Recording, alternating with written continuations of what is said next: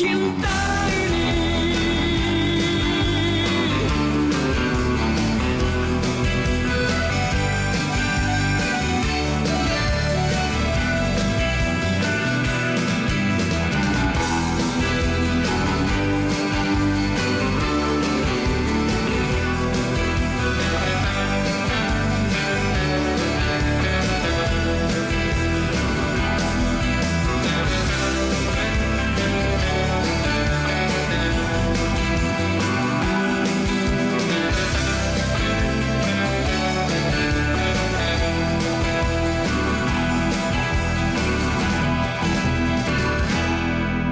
Terus mendengarkan kami berdua, Haiza dan juga Hanif Miswan, Bicara Petang, Bulletin FM, isu semasa dan info terkini. Jangan lupa juga untuk terus ikuti kami di semua platform media sosial, di YouTube, di Facebook, Twitter, Instagram, ada TikTok dan kita juga ada channel Telegram untuk semua yang nak tahu.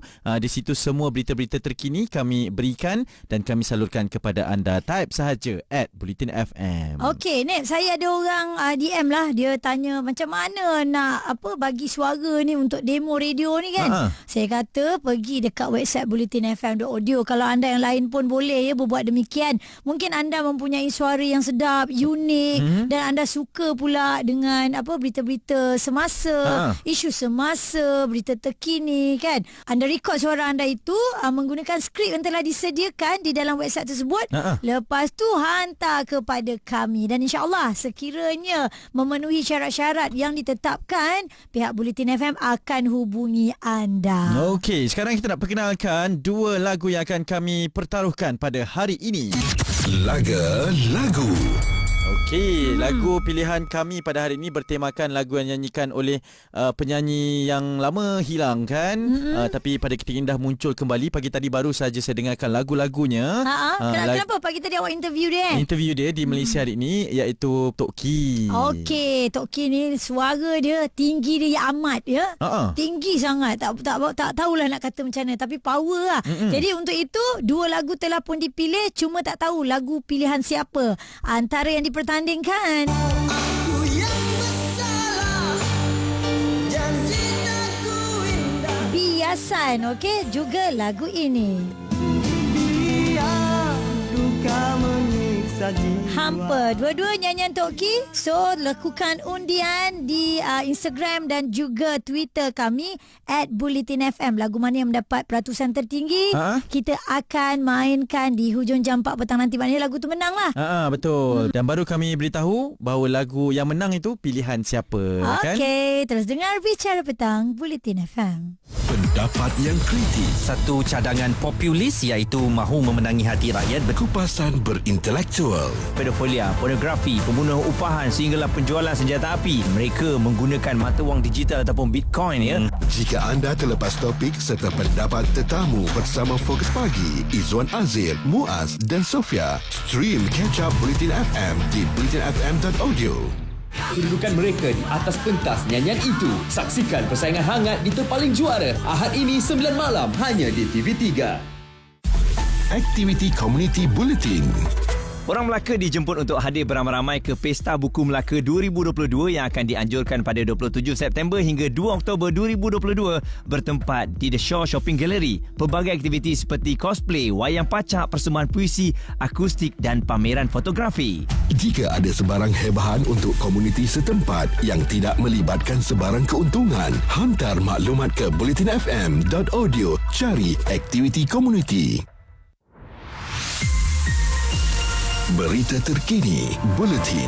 Sumber daripada Harian Metro, Berita Harian, Free Malaysia Today, Utusan Malaysia dan Kosmo.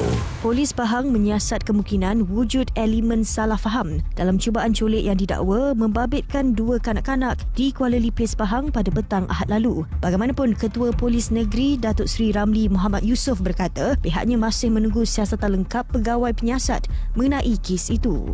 Sementara itu, baru 2 bulan melakukan aktiviti mencuri kabel elektrik. 2 lelaki ditahan selepas melakukan kegiatan itu di sebuah bangunan di Jalan Abdullah Ibrahim, Johor Bahru semalam. Ketua Polis Daerah Johor Bahru Selatan, Assistant Commissioner Raup Selamat berkata, pihaknya menerima laporan berhubung kejadian dari seorang lelaki tempatan berumur 58 tahun pada 12.22 tengah hari.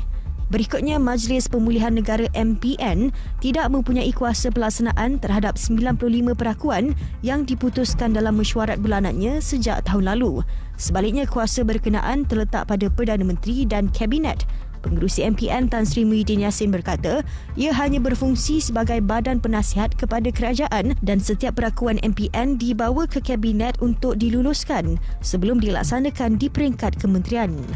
Keperkembangan luar negara. Sekurang-kurangnya 51 orang maut selepas sebuah bot karam di daerah utara Bangladesh pada Ahad. Penguasa polis daerah Pancagar, SM Sirajul Huda memberitahu Xinhua bahawa 26 lagi mayat ditemukan di Sungai Karatoya di daerah Pancagar utara Bangladesh, 468 km dari Dhaka pada Isnin.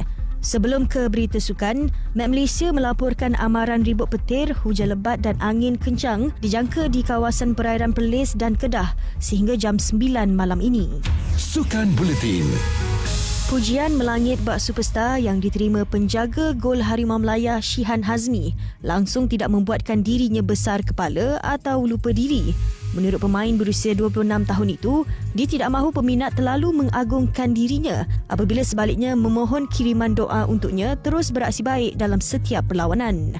Sementara itu, peluang bergu wanita utama negara, Perlitan dan Emtinah untuk beraksi di terbuka Denmark pada 18 hingga 23 Oktober ini masih samar-samar berikutan kecederaan dialami Perli di terbuka Jepun. Pengarah kejurulatihan bergu Persatuan Badminton Malaysia BAM, Rexy Menaiki berkata, buat masa ini pihaknya masih menilai tahap kesediaan Perli bagi menghadapi kejohanan tersebut kerana masih lagi dalam proses pemulihan susulan kecederaan hamstring dialaminya awal bulan ini. Sekian berita, saya Syafiqah Azlan. Saksikan sesi perkongsian ilmu perniagaan dengan topik kepentingan sijil halal untuk perniagaan. Tonton usahawan Masterclass Bulletin FM secara live di Facebook Bulletin FM pada Khamis 29 September jam 11 pagi.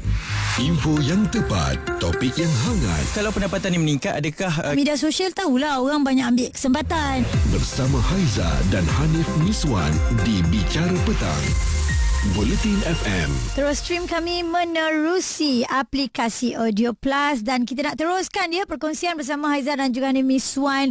Apakah cerita yang menjadi top news di dalam negara kita? Okay, kita mulakan di harian Metro apabila Jabatan Kemajuan Islam Malaysia JAKIM mengesahkan bahawa solat jenazah gaib kepada almarhum Syekh Yusof Dr. Abdullah Al-Qaradawi akan diadakan serentak di 3 masjid utama jabatan itu selepas solat Isyak pada hari ini. Ketua pengarahnya Datuk Hakimah Muhammad Yusof berkata solat itu akan diadakan di Masjid Negara, Masjid Putra dan juga Masjid Tuanku Mizan Zainal Abidin. JAKIM turut menzahirkan ucapan takziah atas kembalinya ke rahmatullah Dr. Yusof Al-Qaradawi, Ketua Kesatuan Ulama Islam Antarabangsa IUMS pada hari semalam, dan Kerajaan Malaysia pernah menganugerahkan almarhum sebagai tokoh Ma'al Hijrah Antarabangsa sempena sambutan Ma'al Hijrah Peringkat Kebangsaan pada 1431 Hijrah bersamaan dengan pada tahun 2009. Ya, ini satu kehilangan yang cukup besar kan.